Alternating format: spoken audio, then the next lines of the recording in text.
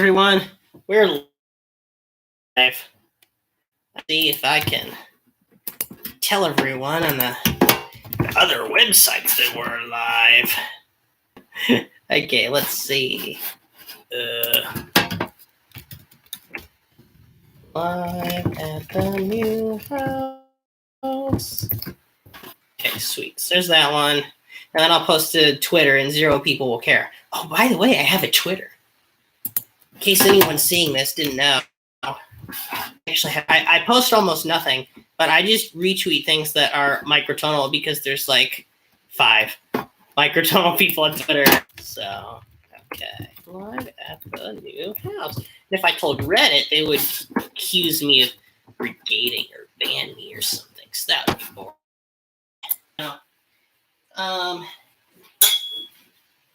Y'all over there, can you hear that?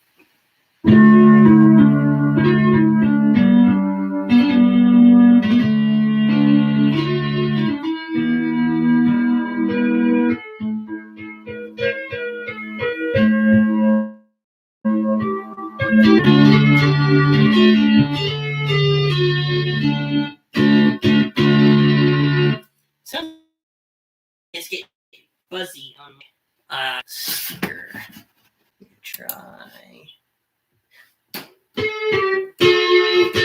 Try turning this down a little bit and turning my speaker up. Hey, that's a good idea, right? Okay, there we go. Okay, that should be a little bit better. Okay, so here we go. Let's do let's take requests in 19-tone equal temperament. I also have my 15-tone guitar back, so I can play stuff from that. But here's something I was thinking of.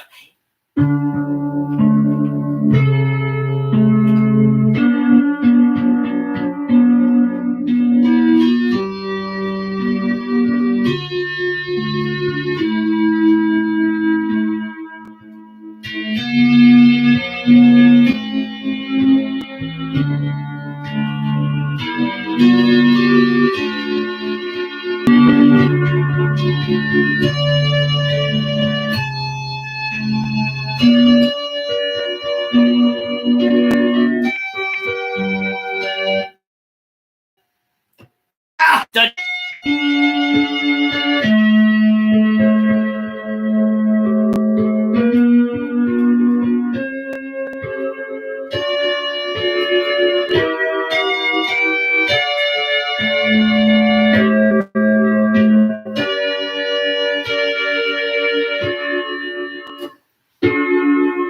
Ooh, I'm glad you asked. Excuse me, scuttle butter. So this is a just a normal like keyboard that I have. It's a Korg IS-50, which is a very old keyboard. It's not like super old, but it's like, you know, it's not normal. You don't like see it around. And I only bought it because it was a Korg, and I got a really good deal on it. I bought it for like less than $200, and more than $100 value. But unfortunately, I'm not using any of the sounds in the box. I'm just using my computer because I am not quite electronic enough yet or highfalutin enough to buy an HPi box to turn the MIDI into microtonal and send it back into here. So if we were to like turn up the normal keyboard sound as I play, you can hear it's just playing in 12-tone equal temperament, but with like whatever sound it's got here.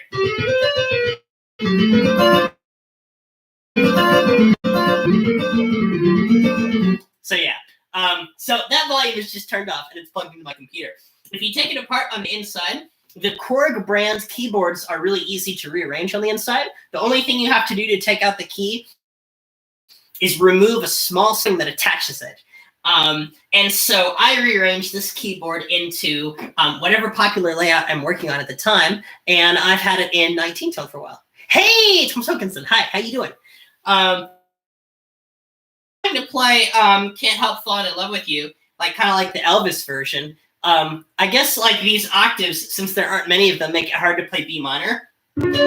Take my... Ooh, maybe it's better if I sing in it's like quarter and like I'm just singing, so that's easy. Let's see. Take my hand. Whoa! Let's see.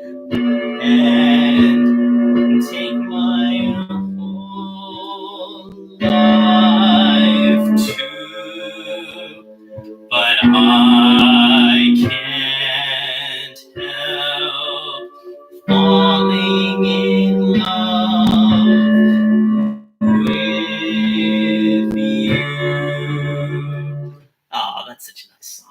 Now I'm playing this in 19-tone equal temperament, and some of you might know this already, and some of you might not. 19-tone equal temperament actually has its own perfectly legitimate diatonic scale, just like 12-tone equal temperament has one. It's just that in 12-tone equal temperament, a diatonic whole step is twice as large as a half step. Ugh. Well, semitone and tone. I hate the names for these things. I always have to like explain everything. In 19-tone equal temperament, the whole step is 3 times as large as the half step, which means you can't call it the half step anymore because it's not half as large as the whole step. I should say tone and semitone, but tone is confusing and semitone is confusing. So there's good reasons not to say every term that means the same thing. So yeah, it's rather silly. But anyway, I can explain. A D major scale in 19-tone equal temperament, which I'm playing from. Oh, I need to practice. Okay, so normal D major scale here. I can use the same fingering, but it feels like this. So I have to get used to it.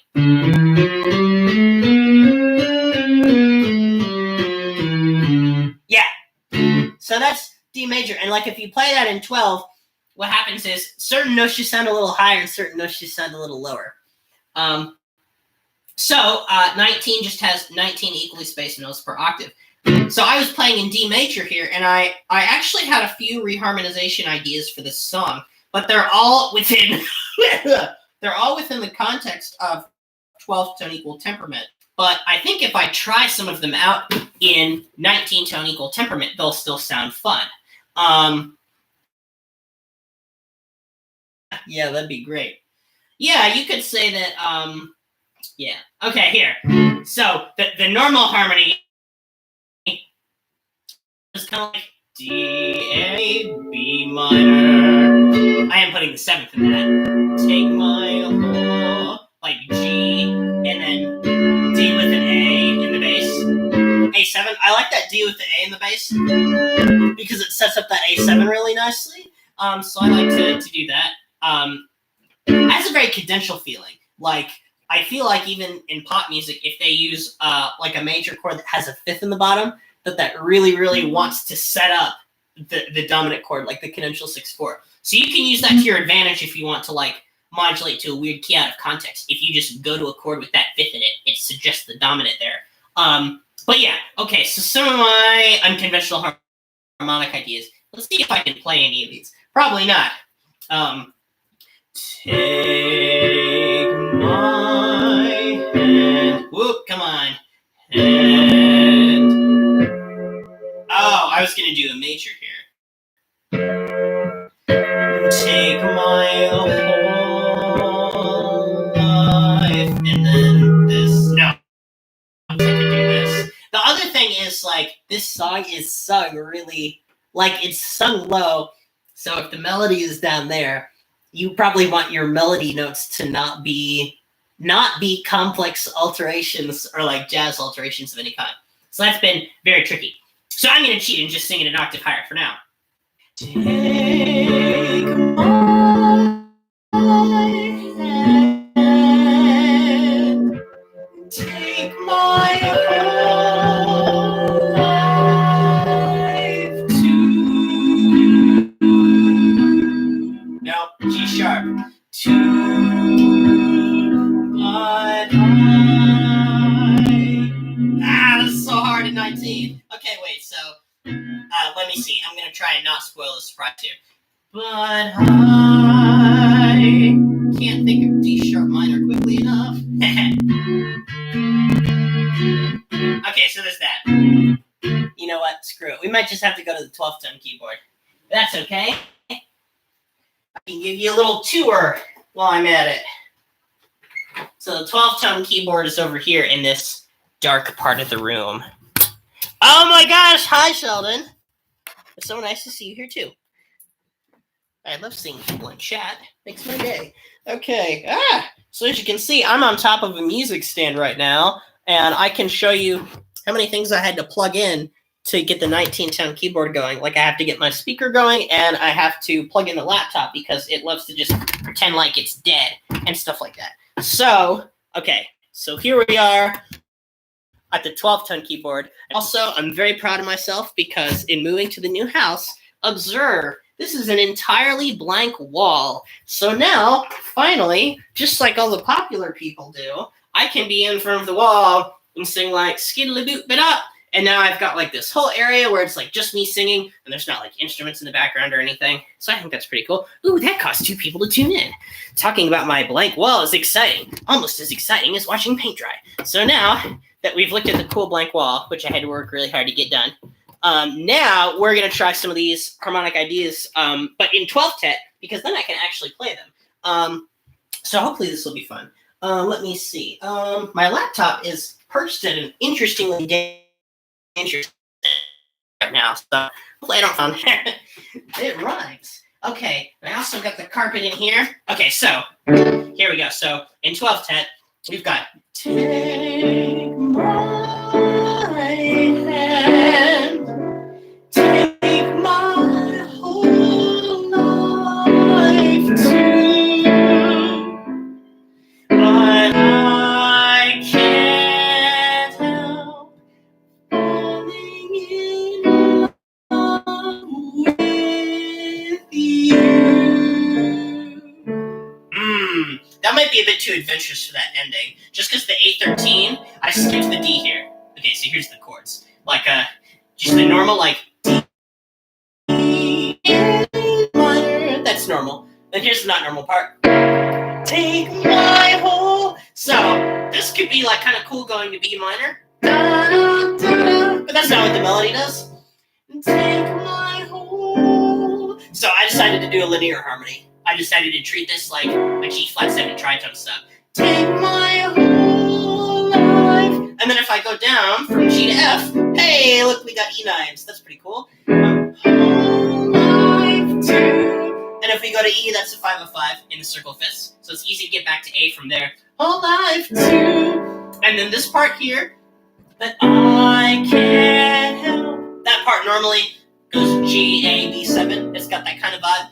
But my cool idea, if I'm singing an octave higher, this will work, is that the melody note I'm singing actually becomes the 7th. So I want to kind of like pull that like a rabbit out of a hat at like the last moment in the arrangement, so that instead of going, and I can't help, I'm going, and I can't help. So those are just parallel. Help.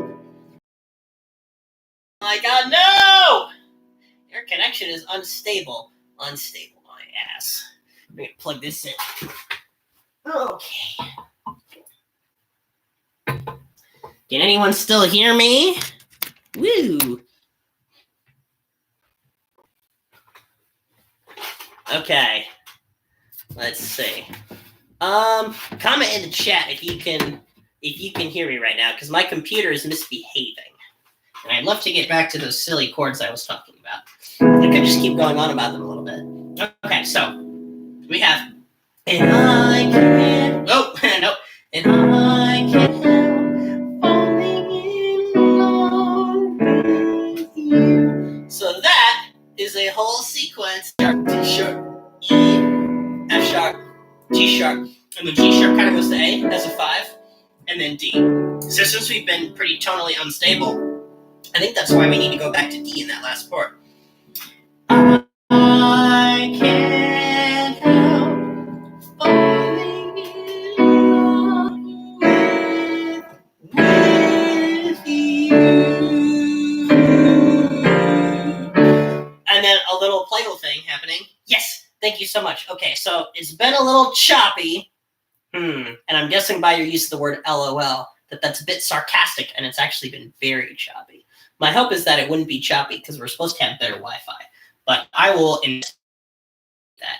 Anyway, okay, so, yes. So this is the idea, is when we get to, when we get back to here, this D, do, then, and this is the cool idea I had, do. So, in here, this is like a C minor 6th, but we got this D on the top. Ooh, how nice. And then once we do that, we go to G minor. Maybe you can have a 6th in it. Maybe a 7th would be okay too, even though it's chromatic. I feel like this could, like, even though I don't see anything that's unharmonic in it. It might sound really different in 19. Like there might not be, if we assume that a chromatic semitone and a diatonic semitone, like if those things aren't chained in any meaningful way in 19 tone equal temperament, if I play this in 19, everything would have a different flavor, but it probably wouldn't like line up very much differently. It might just be really difficult to play. But yeah, let's see. Other ideas. Ooh, I have an all minor idea. Take my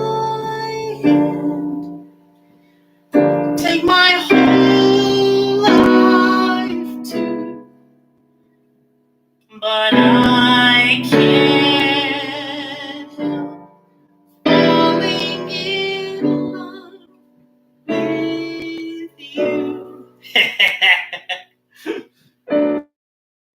That sounds really not as dark as I expected, but still kind of dark.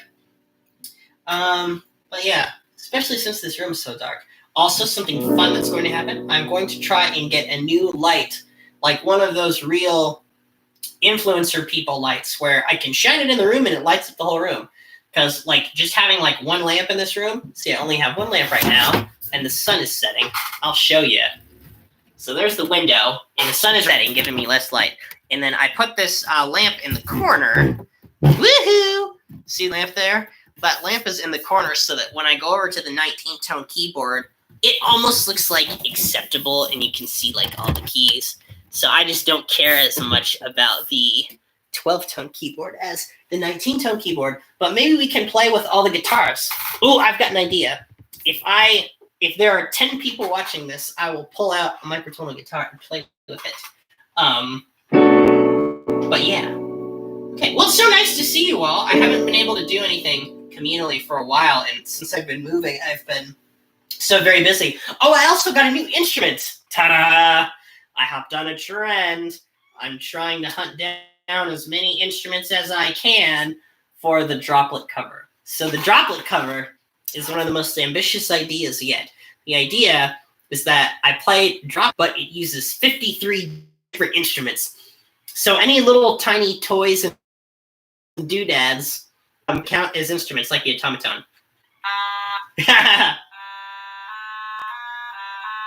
Yes, the best part is, Scoots, that the automaton is already microtonal.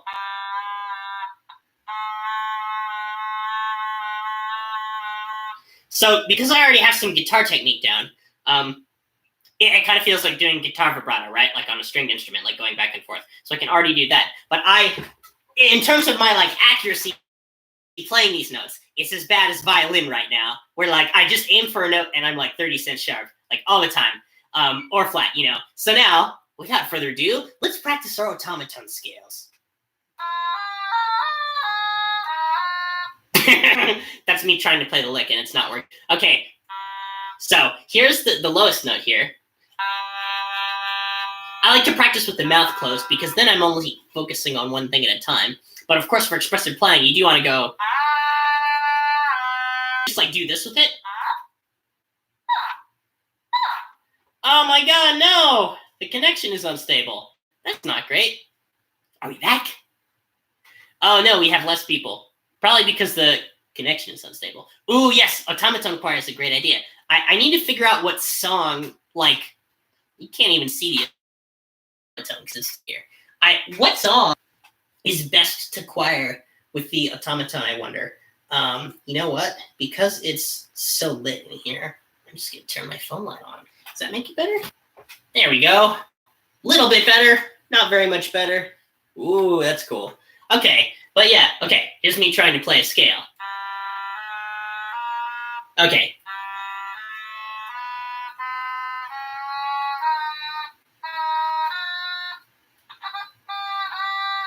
And again.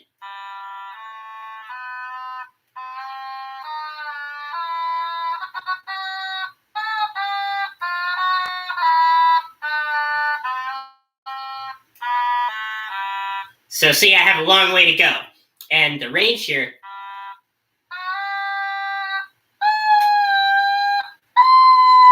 It's kind of like in like 2 octaves and a major third is kind of the range. Okay, go. Now, major scale going all the way up and down, even up to that highest major third.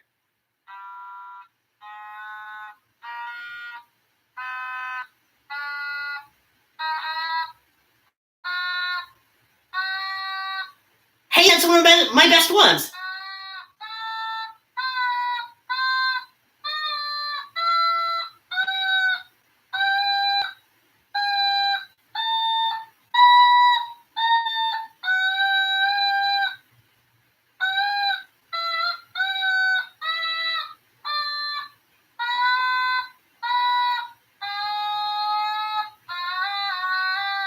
Oh, going down's a lot harder. Okay.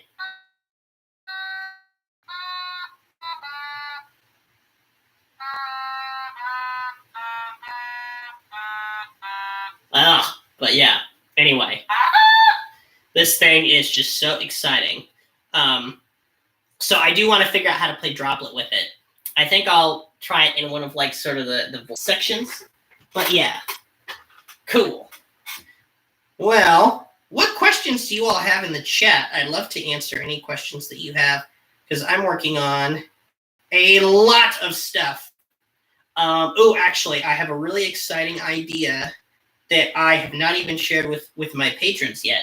But if any of you are fans like Jan Measley, he has like those he has like these conlang critic videos where he talks about a conlang and he knows about all of the IPA terminology, but he flies by it really fast. And I think that's like, it almost provides like a comedic effect. And I really want to get into this thing of like parodying like other YouTubers, but just doing like a microtonal video instead. Because I think that seems like a great idea. But yeah, I want to do a video. Well, I already have the script written. I just have to do some investigation. I've written a video called Notation Critic. The YouTuber who gets facts wrong about your favorite notation. I temporarily forgot the intro for a second there. But anyway, it's actually going to be a video about how to notate every equal temperament. Because this is a video that I think everyone desperately needs. There's not a video that talks about it in detail. But unfortunately, there are so many things to talk about that really condensing it down in a way that is beginner-friendly is almost impossible. So I thought of the Jan Measley parody because I think it would be perfect, right? It's almost like part of the joke is the way they talk in their videos is just so fast, right? Just flying through. So part of the joke for the notations video as well is that I will be... This ContraPoints parody that's a video essay about politics to the Harmonic community. That would be so cool. I've been dying to make some more videos about that. And there's lots of things I want to talk about. I just don't know which topics will be like really relevant.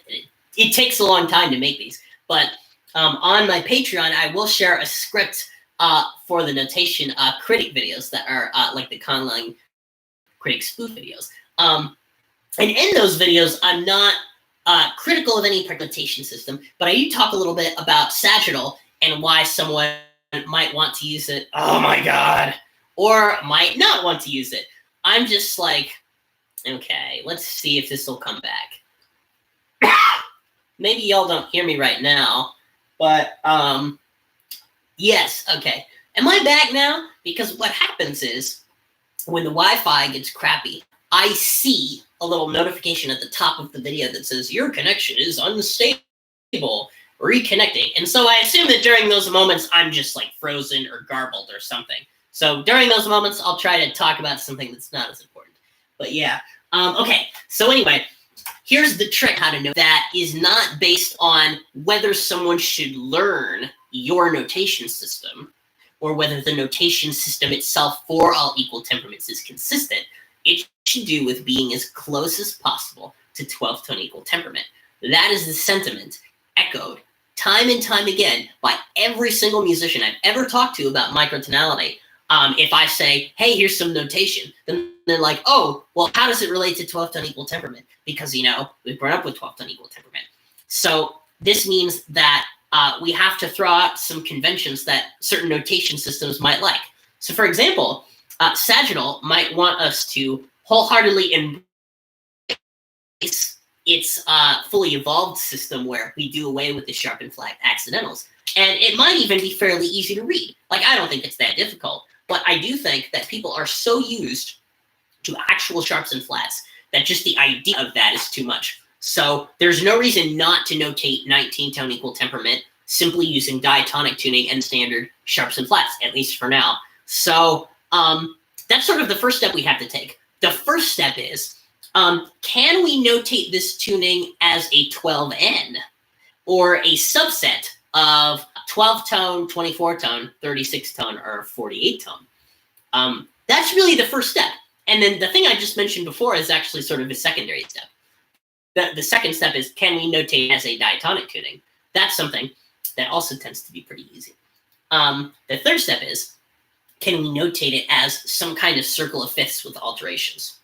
The tunings that fall into that category tend to be more difficult to notate, like tunings that multiply by 5 and 7. They tend to be a lot more difficult. Now, 10-tone equal temperament and 14-tone equal temperament are not as difficult to read, because if you were, by the way, I'm assuming ups and downs for this entire thing. And that's because ups and downs take the least amount of explanation compared to 12-tone equal temperament. You can also tell where the priorities of people who advocate ups and downs notation and people who advocate sagittal notation. You can tell where those priorities lie based on what exists around the resources. So I think many people who are invested in sagittal, and I love this about sagittal, and I love this about the community, many of them are invested in trying to get other people to learn their note, to kind of buy in, because they've put work into the system. So then I think the incentive is different. If the incentive is to change the game a little bit. So I think ups and downs are just a little bit easier. Now, I think the best situations to use sagittal in are situations where there are a lot of notes per octave, because then you need a lot of symbols, and chaining ups and downs only gets practical, or is only practical up to a point. Ooh, yes, another good parody idea. This is why I do this, for the good parody ideas. Let's see. 8-bit music theory parody with analysis of tuning modulation creates a color shift in liminality. Ooh, that's actually too good. I actually need to do that.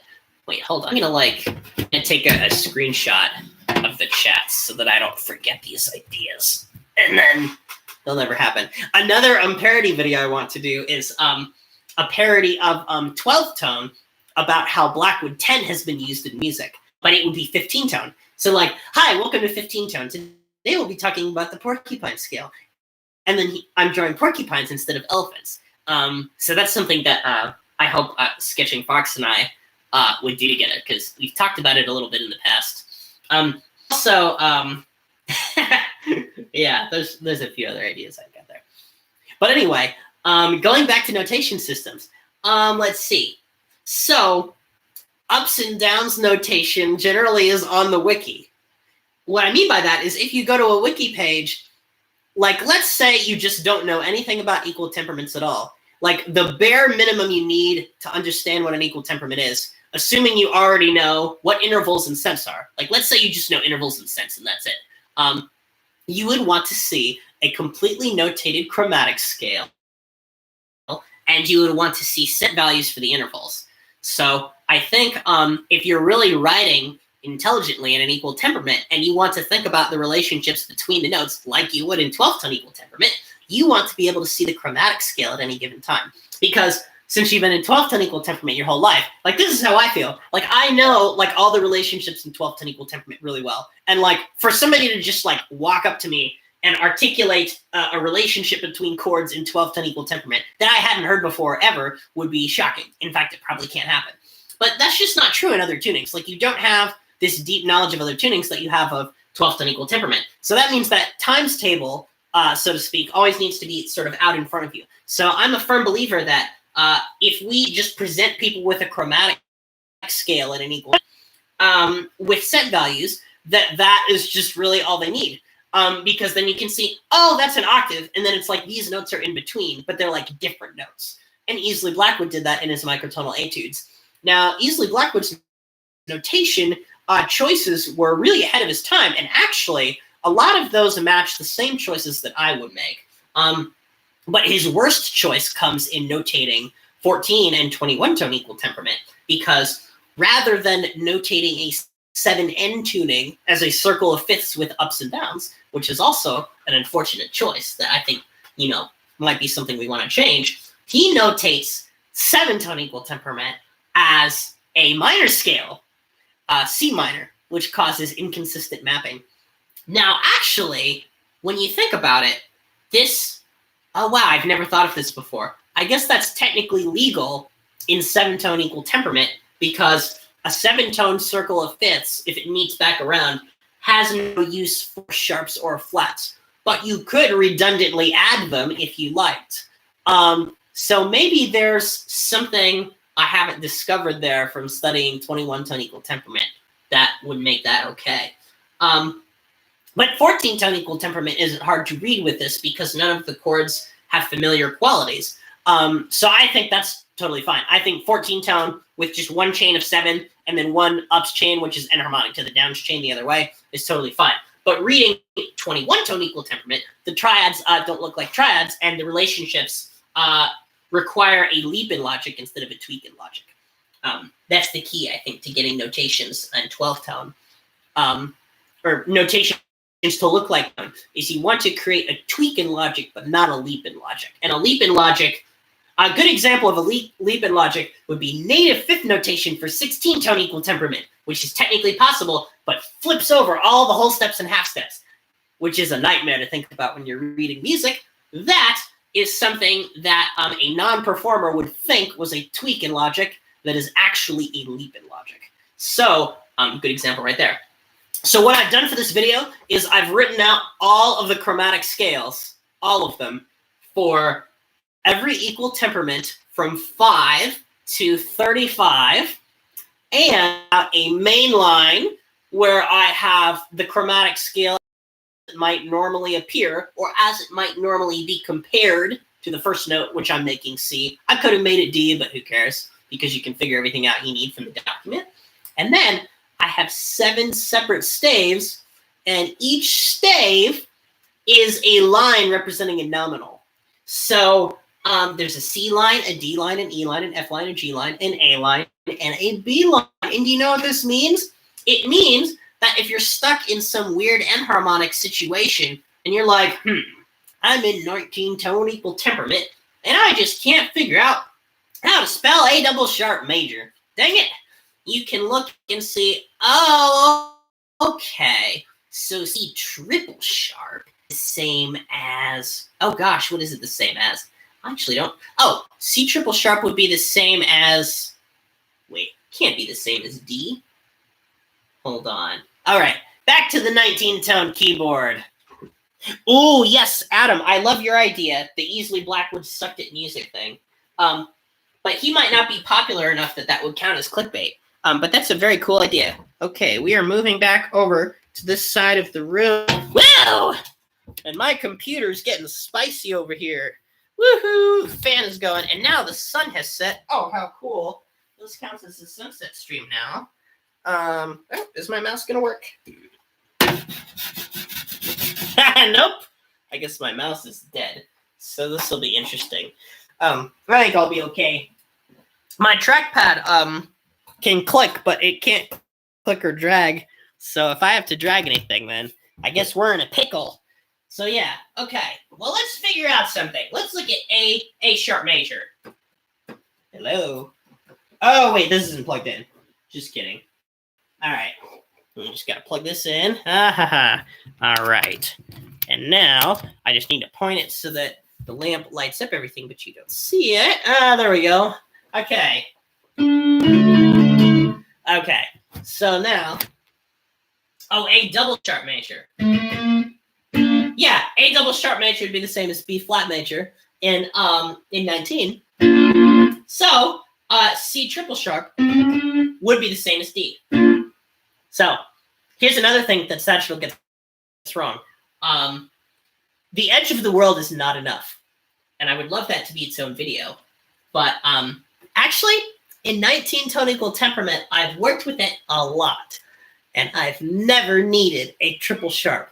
I suspect that needing a triple sharp in 19-tone equal temperament is very much like needing a double sharp in 12/10, although it's actually maybe a little bit farther along. The idea in sagittal is that if you use accidentals and go up to where the double sharp is, that's all the accidentals you need. Now, I would be very interested to see someone create a regular temperament situation where that is demonstrably not true. But the situation I can think of where it probably has the least chance of being true is, of course, tunings that are flat tones. So tunings that have a fifth that is on the flatter end can also create a diatonic scale. They have this system where instead of having the note and then having ups and downs in between to get to the sharp or the flat, they just have the note and then the sharp, generally. So that means that if you are in like 33 tone and you go from F to G, I don't think you can notate a G as an F double sharp. I think you need F triple sharp. So I just made sure in my document that I provided that you could spell things enharmonically. So that's what I use sort of as a guide. But anyway, I'm really, really excited to release those documents and also maybe collaborate with the people on and see if they're willing to post the pictures. And also in the really large ones, I also did some large tunings like 60 tone, 55 tone, and 72 tone. I also have on the staff, the notes that aren't naturals are pink and small triangle heads. And the notes that are naturals are large black circled note heads. So yeah. Oh, yes. Parodying those comments to say, this actually sounds like real music. Usually this is just atonal noise. You know what? I actually have a video that I'm making about that too. I've been giving a certain name to commenters who clearly have not listened to almost anything and comment microtonal bad on videos. And there's sort of three things I think we learn about them through that comment. So let me find this, because I write down notes all day of the ideas I think of when I should be doing those ideas, and I'm working instead. Let's see. Here we go. See, the problem is all this stuff is mixed in together. It's not organized. Oh, I found it. Okay. So, you know how people say that microtonal music is bad and random as like a very impulsive gut reaction, right? Well, the reason I find these comments to be really just annoying and brain dead are, like tenfold. But the main reason is not that I or my friends or anyone like that would be criticized. The main reason is because they imply something so logically stupid that if they thought about it for 10 seconds, they definitely wouldn't imply that. And here's the first idea we get to. These are opinions that it seems like someone is expressing when they comment these. So, the weirdest ones are like the ones where someone plays a tonal progression and it's clearly tonal and like the patterns are there. And then someone comments, oh, this sounds like noise. Oh, this is microtonal noise. Sounds terrible. Okay, so the sounds terrible is subjective. It's fine if you think it sounds terrible. It's probably myopic and ill-informed, but it's fine. That's an opinion you can have about anything. You don't need to like anything in particular. But really, random? These people have no idea what randomness is, or they're not listening. It really tells you that they're not listening to the music. Because if the music works really, really hard to establish an obvious pattern, but the notes are just microtonal, if someone comments random, they're just not hearing that. So what does that tell you about what they think about patterns? It tells me that they're actually saying this: a pattern is not a pattern if I don't like it immediately. That's not a good opinion to have. And I would love to ask some people who have these sorts of opinions. I don't really consider them opinions because they're not thought out. Like a real opinion has some it's like it's thought out a little bit. Like a real opinion has a little bit of backstory and substance. It's not just something you like spit out after hearing something immediately. But yeah, no, I'm sorry, but a pattern is still a pattern, even if you don't like it. So that means as much as you might dislike something that actually has an interesting chord progression in it that you haven't heard before, you know, it's still a pattern. It's not random. I think that line of thinking is really insulting because, you know, like are there actually people out there who think that like microtonal music means we're just doing this? Like, you know, it doesn't add up. You know they're not listening to the music when you make that comment.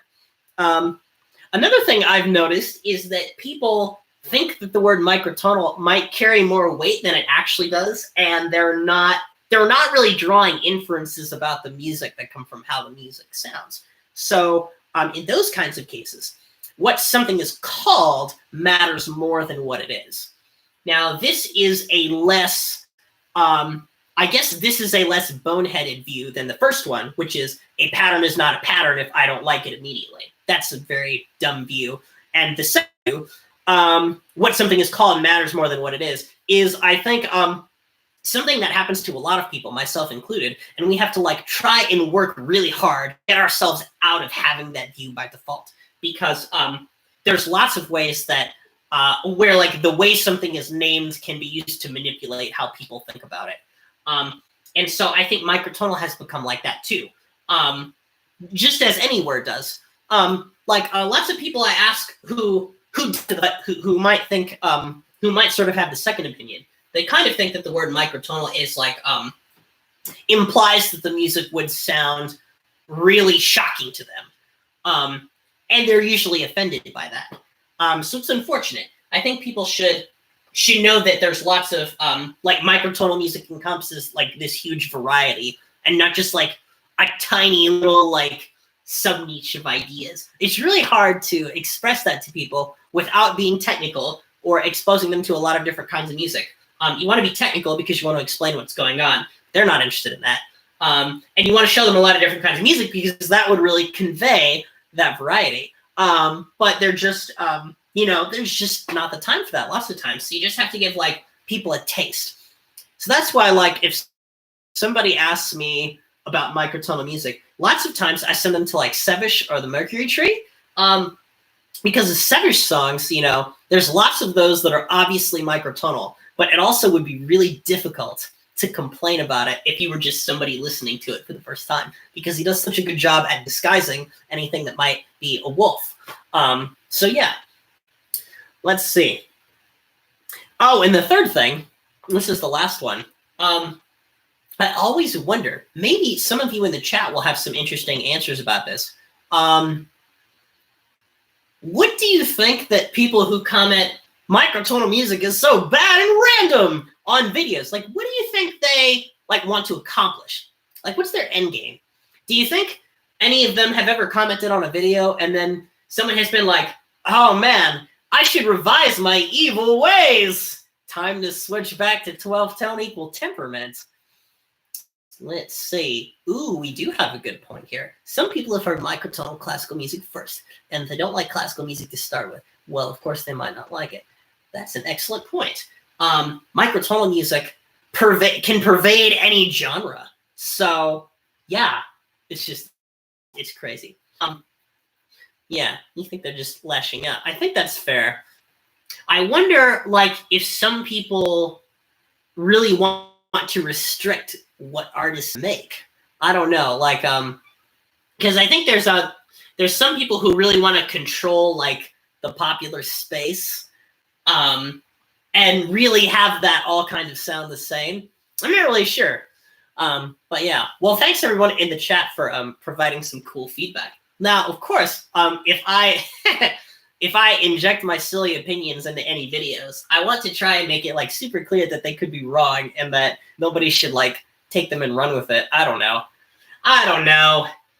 I have a lot of silly opinions, but I'm not as good at articulating them as I am music. So I feel like music is better. I feel like nobody really needs my opinions, if that makes sense.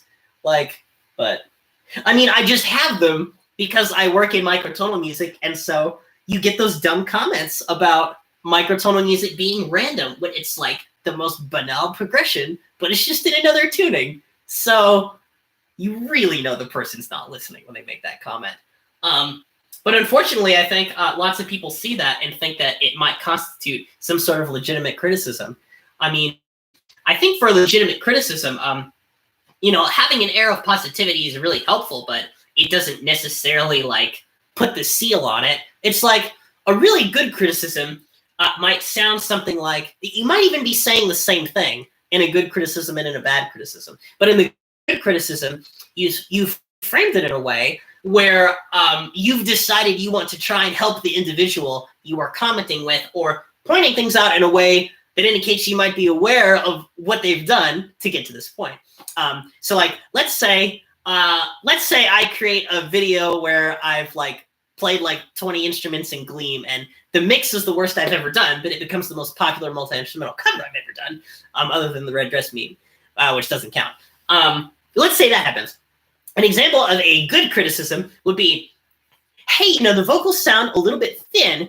I don't know if that's what you were going for, but I can't really hear the middle end, around sort of the middle of the song. I don't know if that's something you're thinking about, but I still thought it was kind of fun to listen to. I just think the mix could be a lot better. There's an example of good criticism. You're not really sugarcoating anything, but you are being nice. An example of a bad criticism would be, mix sucks, Lamel, which might be a little bit funnier, but isn't constructive.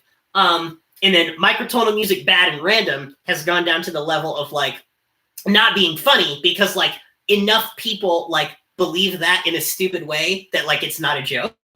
But I think that might be changing, which is really cool. We might get to a point where like saying microtonal music sucks like becomes a joke, because like we all know that like saying it is like indicative of like a dumb YouTube comment. But there's like a lot of people now who like say that, but they're like, it's not great. But yeah, that's actually a really good point. That highly polished studio production does really matter. I feel like it matters more in environments where you're like showing your music to random people. But then sometimes I've been really wrong about that. Like, I do think that the Gleam, like the mix for the Gleam video is probably one of the worst mixes I've ever had on any of my covers, and yet it's really popular. Because I didn't have any time to put it together, unsurprisingly. So yeah, that's that situation. Okay, let's play some more music in 19 tone equal temperament, because I feel like if I go for an hour, that'll be good. I had some other song ideas, and I'm trying to find them. Let's see. Oh, I still haven't finished the Do Re Mi cover, but I'm going to.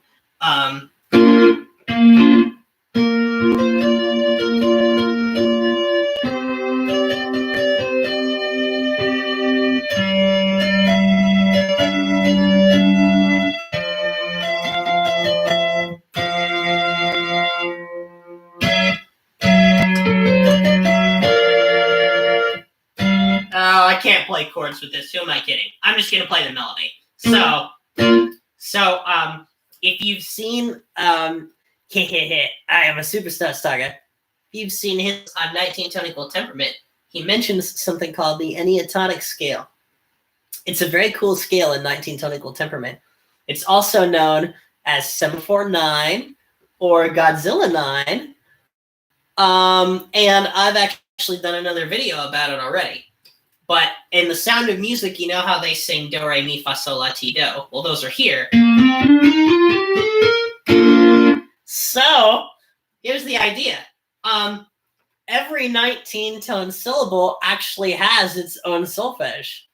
So, if you put the Enneatonic scale in solfege, here's the solfege for it. Instead of Do, Re, Mi, Fa, Sol, La, Ti, Do, it's Do, Re, Mi, Fa, Se, Sol, La, Mi, To, Do. So, let me break that down. Do, Re, Mi, Fa. So, Fa is what you get from a flatted fourth. So if this is Fa, this is Fa. And fe is actually a completely standard chromatic solfege syllable. Do, re, mi, fe. It's just that in 12, mi and fe are the same note. Do, re, mi, fe, se. Se is a completely legitimate flat fifth. And then so is right there. So we already have some completely normal syllables. Now, mi to fe is 1/19 of an octave, and se to so is 1/19 of an octave. Do, re, mi, fe, se, so. So there's our first little part. And we already have 1, 2, 3, 4, 5, 6 notes. So there's that. And then, if we keep going, we have la, which is fine. That's normal. La. And then we need another 1/19 of an octave. La, li. And li is just raising la, right? La, li. Now, this very last one is non-standard. It is A sharp going to B flat. So that is a sharp 7, but not in the colloquial sense of just having a standard 7 that hasn't been lowered. An actual sharp 7. So I scoured the web. I asked all my solfege friends. There is not a standard syllable for sharp 7. Because in 12th tone equal temperament, you would never need it. And in fact, in the mean tone system, you would almost never need it either. Since the leading tone would be used instead. But you can use it in 19 tone equal temperament. So I decided on toe because there were like 2 Zen Harmonic wiki pages that had toe, and 1 page had something else that I didn't think was as good. It might have had like 2 or something. And so the reason I like toe better is not only because more pages had it by 1, but also because it sounds like a word, toe. So since all of these sound like words, we have to construct our new song based on them. So, do, a deer, a female deer. That one's already covered. Ray, a drop of golden sun. Kind of sounds similar, but flatted. Now me, a name I call myself. Now we have Faye. Faye. And if you look up this word, a Faye is like a fairy, like F-A-Y. But the syllable, of course, is F-E. Faye, a fairy in the woods. Now, we've already gone through do, re, mi, and fe. So now the next one we need is se. Because remember, our scale is do, re, mi, fe, se, so, la, li, to, do. So, now when we get to se, this is tricky because in the normal song, do, a deer, female deer, re, drop, sun, me, name, I call myself a long way to run, so, a needle pulling thread. What happens is, we go down in the normal song. Ooh, that sounds weird after our new scale. Here, you go down to the tonic note. So I've kept that principle in this scale, which means that we continue to go down from, like, down 4 scale degrees. So, like, scale degree 5 goes to 1. And in this enneatonic scale, the 5th one is se. So that means that when we're going down in our little scale running, going back up, like in the song, what happens is, a lot of times that's just a 4th. But in this case, it's a tritone. So that means that the whole distance we cover, like, bum, bum, bum, bum, bum, bum, bum, bum, bum, bum, bum, bum, bum, bum. It's like that distance that we go down is less. Because in the normal song, it's a 5th. And then in this one, it's a 4th because of the enneatonic scale. So what I'm saying is 5 degrees in the enneatonic scale kind of spans a 4th more of the time. And 5 degrees in the diatonic scale, spans its normal 5th most of the time. So without further ado, let's continue. So we already have do, re, mi, fe, se. And now for say, that's like talking, right? I say something, like S-A-Y, even though the syllable is S-E. So I'll say a way you use your words. Say a way you use your words. And then so, we already have that from the original song. sew a needle pulling thread. Here how I went down to fourth. Sew a needle pulling, thread. Continue the pattern, but it's in the Unitonic scale. And then La's gonna go down to Mi, right? Because we're going down 5 scale degrees. La, a note to follow, so. We already have that in the song. And now we have this new fourth. G sharp going down to E double flat, which E double flat can be written as D sharp. So thinking I might have a G sharp minor chord here or something. So now, after La, we have Li. And I looked this up. You can actually say that a Li is like a wind shelter. It kind of reminds me of a word of like an eddy or something. Like it's like a small little shelter. It's also my dad's name, which is cool. So maybe he might want to be in it or something. That'd be fun. But anyway, so Li. So then the Li one goes, Li, a shelter in the wind. And now we're up to our sharp 7. So toe, well, that's easy. You got 10 toes. So in order to rhyme with the previous words, toe, 10 on your foot below. That will bring us back to do, do, do, do. And that part is so cool. Because that is a stretch, right?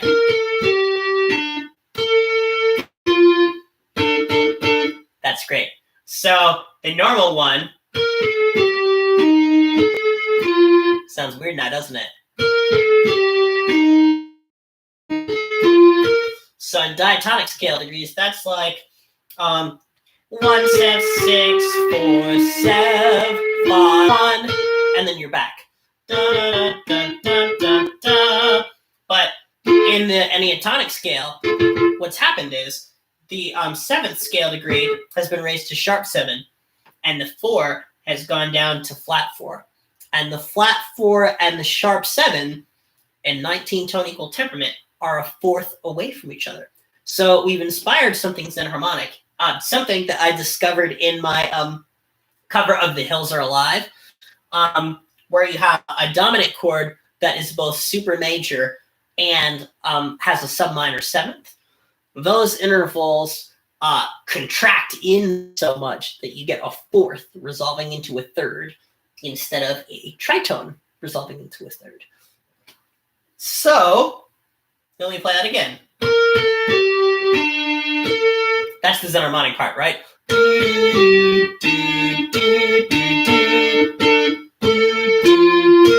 Because then you've got this interval now.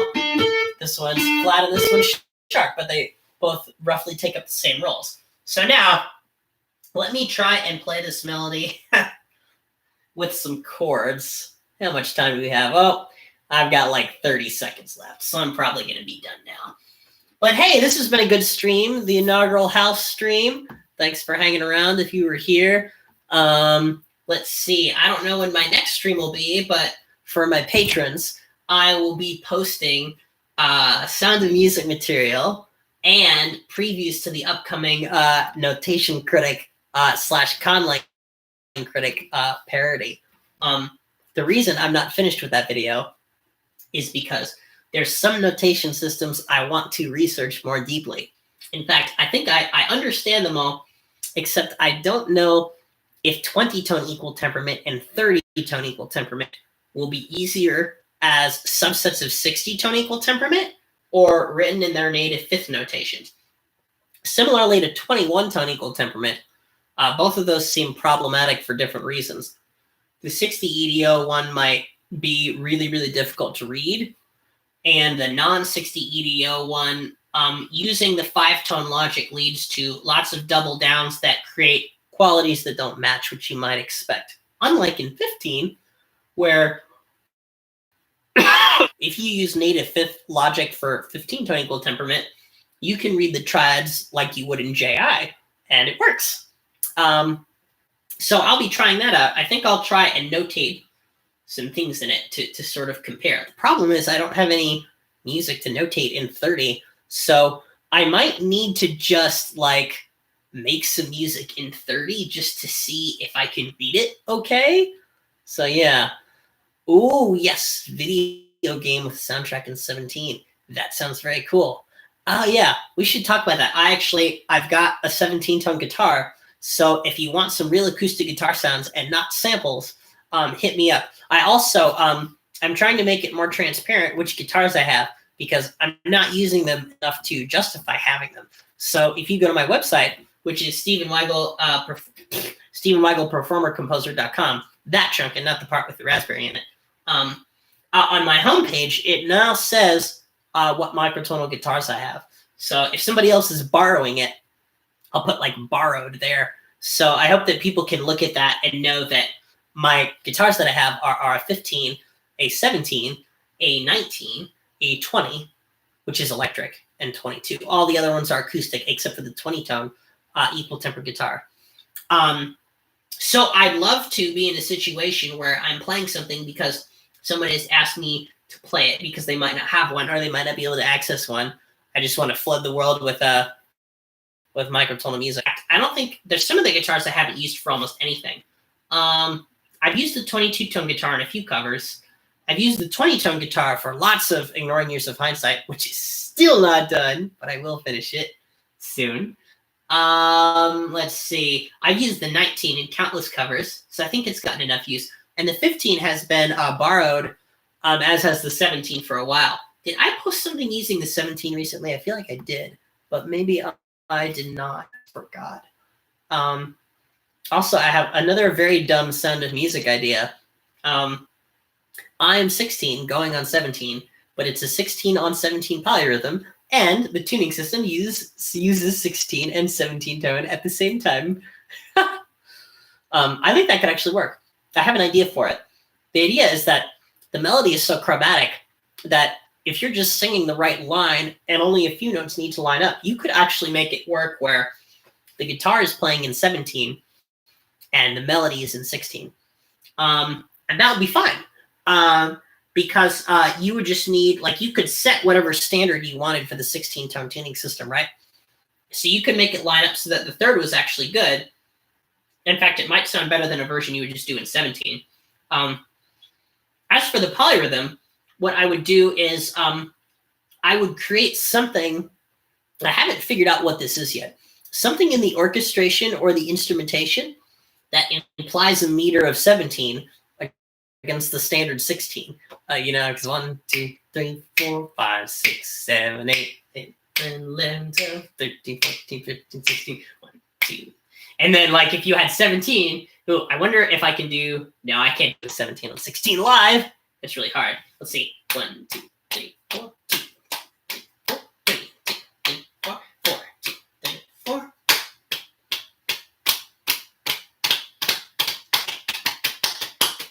Oh no! See, I'm too slow. I really want to be able to do that, like that video of Jacob Collier where he's on a table, he's just like in a lunchroom, and he just like does a 21 on 22 polyrhythm like right there at the table. I've been trying to do that in the car, but I've noticed that my problem, I try to like make my my like non-independent hand, like I make that think of like whatever the meter is, and then I try to have my right hand, which is the one I'm kind of like thinking about. I'm trying to have that like outpace the other hand, but I always like do it like too late, like, because like the polyrhythms are supposed to like separate and then come back together, right? And then they're back. And it's like whenever I do it, I'm always like at the part where it's separating, like by the time I get to the end of the rhythm. So that's something I want to work on, because then like for really big polyrhythms, you wouldn't even need to like know the rhythm, because like there's some that I know I've been working on some. I've been working on like 6 on 5, like 1, 2, 3, 4, 5, 1, 2, 3, 4, 5, 1, 2, 3, 4, 5, 6, 1, 2, 3, 4. Yeah, well, I got it wrong. Let's see. 5 on 4. No. Let's try what 5 on? Okay, 5 on 3 I think is 2, 4, 5, 1, 2, 3, 4, 5.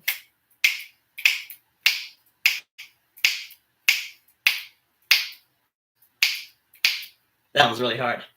But yeah, cool. All right. So I'm actually going to leave like I said I would. Thanks for watching my nonsense, everyone.